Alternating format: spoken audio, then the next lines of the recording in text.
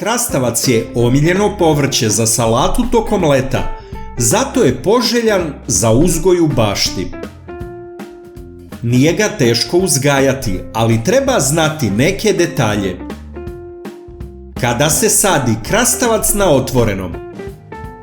Krastavcu je neophodna toplota, tako da se u kontinentalnim uslovima na otvorenom ne sadi pre sredine maja. Mreža za krastavac.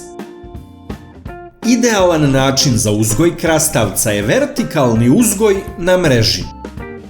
Mreža za krastavac, grašak i druge puzavice se može nabaviti u poljoprivrednoj apoteci.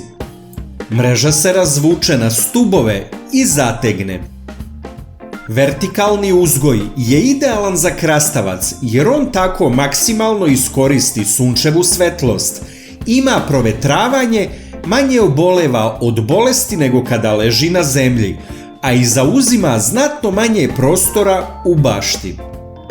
Posadite krastavac tik pored mreže da može lako da se penje.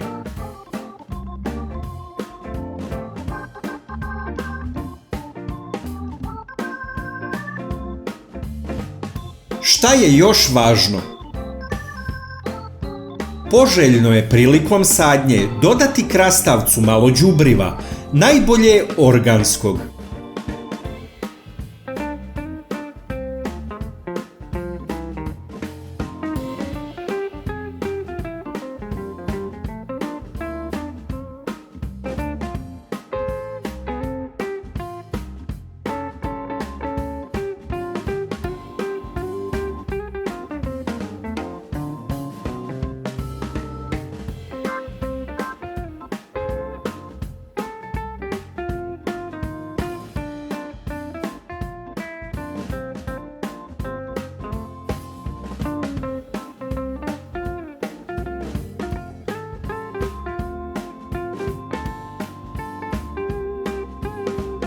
Pošto krastavac ima plitak koren, biljke je korisno malčirati.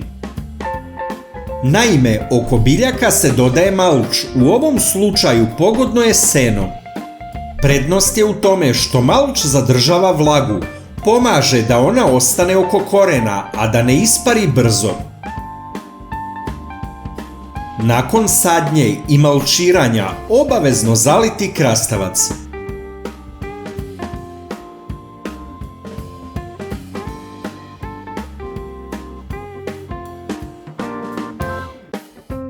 Važan savjet za sve koji žele da uzgajaju krastavac jeste da se on nikada ne zaliva hladnom vodom, jer je to šok za ove biljke. Kod starih domaćih sorti krastavca se u određenoj fazi rasta biljke vrši takozvano pinciranje ili zakidanje vrhova. Cilj je da se podstakne razvoj bočnih grana na kojima su ženski cvetovi, iz kojih se i dobijaju plodovi. Kod novih hibridnih sorti krastavca nije potrebno pinciranje i ove sorte su rodnije, tako da treba razmisliti o izboru sorte. Osim toga, hibridi su otporniji na bolesti. Od sada možete da nas pratite i putem Instagrama, link imate u opisu videa.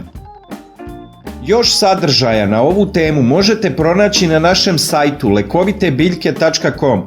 A ako vam je ovaj sadržaj bio koristan i zanimljiv, kliknite like i prijavite se na naš kanal i tako podržite naš rad.